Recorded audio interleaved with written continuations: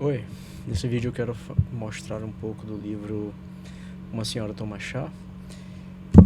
Esse livro é interessante por causa do título, né? Pelo título, se fosse só pelo título, você deduziria provavelmente, como eu, que o livro é sobre algum tipo de romance meio que vitoriano, alguma coisa mais é, Inglaterra renascentista, não sei. Parece assim uma coisa mais Uma Senhora Toma Chá, né? Parece um livro de ficção, mas é um livro sobre a história da estatística, né? E seus personagens que desenvolveram, foram importantes no desenvolvimento da estatística. Se isso tivesse implícito no título do livro, ninguém ia comprar, porque realmente quem diabo é que quer saber? Pouquíssimas pessoas teriam interesse na história da estatística. Porém, esse título chama a atenção, né? É um aprendizado que eu tomo até para mim como autor de outros livros, né? Que realmente a gente tem que prender a atenção do leitor desde a capa, né? Mas enfim, o que eu quero falar nesse vídeo é sobre essa passagem principal do livro, né? É o tema que dá o título do livro, Uma Senhora Toma Chá. Ele conta uma história interessante sobre a estatística, né? Diz que Bob Fischer, não, esqueci o primeiro nome dele, Fischer, um personagem importante na história da estatística. Ele estava num congresso e num hotel conversando com outros estatísticos e físicos sobre alguma coisa dos trabalhos deles. Uma senhora que trabalhava no hotel resolveu oferecer a eles chá, né? E enquanto ela servia um deles, o outro se autosserviu, né? Ele colocou primeiro o leite para depois botar o chá, ou foi o chá e depois botou o leite, eu não lembro agora a ordem. Eu sei que a ordem que ele escolheu para botar, para ele foi simplesmente aleatória, mas quando ela percebeu, a camareira responsável por servir eles, né, por os servir, ela disse: não, isso está errado, você não deve misturar chá no leite, você tem que botar o leite no chá, uma coisa assim, ou é um ou é outro, eu não lembro agora.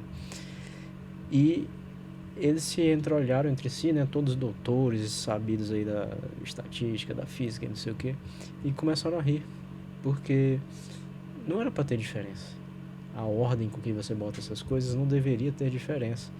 E para simular isso, eu fiz aqui, lógico, com a ajuda do ChatGPT, mas eu fiz aqui uma pequena simulação no Open Processing, e aqui seriam essas bolinhas pretas o chá e essas bolinhas brancas o leite. E aí eu posso com o mouse aqui, ó, meter a colher e misturar as duas. De fato, depois de misturado, tá aqui, foi primeiro botado o leite e depois o chá, né? Depois que a gente mistura e deixa aí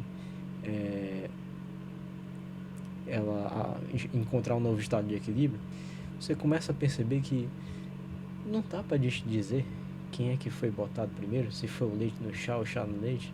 Só por essa imagem aqui você saberia. É muito difícil dizer, né? Vamos tentar de novo, só que agora invertendo, né? Começou o leite e depois o chá, agora vamos inverter. Agora nós temos primeiro o chá, depois o leite. Eu vou fazer a mesma coisa, vou meter a colher aqui, vou misturar e depois de um tempo ver o que dá, né? Porque a priori, se essas moléculas podem ser vistas como se fossem as moléculas do leite, as moléculas do chá, como se fossem essas bolinhas, não era para ter diferença a ordem com que a gente bota, né? Perceba de novo. Dá para dizer, olhando só para a imagem, se veio primeiro o leite ou veio primeiro o chá? Fisicamente falando, não deveria ter diferença, né? A essa ordem. Enfim, aí ele explora isso para falar sobre estatística, né, os conceitos de estatística, né, conceito de probabilidade. Eu aprendi lendo esse livro que probabilidade não é tão simples quanto a gente pensa que é, como uma razão entre os números daquilo que foi observado em relação aos números possíveis de serem observados, né? Não é só isso. Existem outros conceitos de probabilidade, existem, enfim, uma visão, uma interpretação filosófica do conceito de probabilidade que é bem interessante, ele discute no livro, mas não é meu objetivo aqui nesse vídeo. O que eu queria mesmo era só mostrar essa simulação. Do ponto de vista físico, não deveria ter diferença. Mas aí é que tá a coisa. Eles acharam graça, né, da situação, que não deveria ter diferença nenhuma, e aí eles tentaram fazer um teste, pelo menos faz tempo que eu li esse livro, mas pelo que eu lembro, eles fizeram um teste lá com a camareira para ver se ela conseguia adivinhar se era leite no chá ou chá no leite, né? Colocaram ela de costas, prepararam 3 leites com chá e 3 chás com leite. Pediram para ela identificar depois qual era qual. E ela identificou todos. Ela sabia exatamente qual era leite no chá e qual era chá no leite. Enfim, isso virou artigo científico, motivou muito o desenvolvimento da estatística. Enfim, o que importa é que o porquê. Né? Por que faz diferença? A gente está vendo aqui na simulação que não deveria ter diferença. Né? Porque nem tudo é só física. Né? Tem a química também envolvida. Né? Os químicos dizem que quando você coloca o chá quente no leite diretamente, né?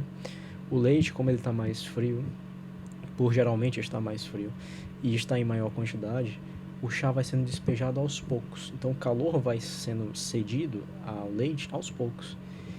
E isso faz com que as moléculas do leite, que são proteínas longas, né? São moléculas longas, né? Proteína é uma molécula longa. Quando ela é aquecida, ela se enovela, ela modifica um pouco da sua geometria. E essa modificação de sua geometria dá a ela outras propriedades. Né? Então, quando o chá é despejado no leite, esse calor é despejado gradualmente. Agora, quando o leite é despejado no chá, o chá já está lá quente, em grande quantidade. E o leite está chegando em pequena quantidade.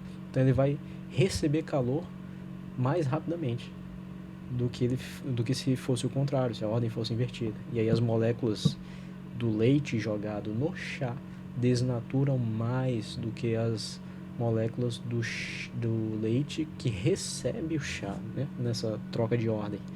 Por isso que ela conseguia identificar, porque realmente não eram mais as mesmas moléculas. O calor fazia com que essas moléculas desnaturassem, né? Mudassem um pouco sua geometria, sua forma, enfim. Então, eu achei isso muito interessante, né? Essa necessidade da gente ter uma polivalência, né? A gente tem que ter um conjunto de saberes diversos para analisar. Nem tudo é só física, nem tudo é só química, nem tudo é só enfim, as outras ciências, né? Você tem que ter um pouquinho de tudo para compreender bem um fenômeno. Eu vou deixar o link do livro na descrição, vou deixar o link dos meus livros também, e caso você queira aprender um pouquinho mais sobre estatística, vou deixar o link na descrição de um vídeo meu no curso meu na Udemy, onde eu falo sobre estatística básica. Obrigado pela sua atenção e até a próxima aula. Até a próxima aula, eu tô no YouTube, né? Até o próximo vídeo.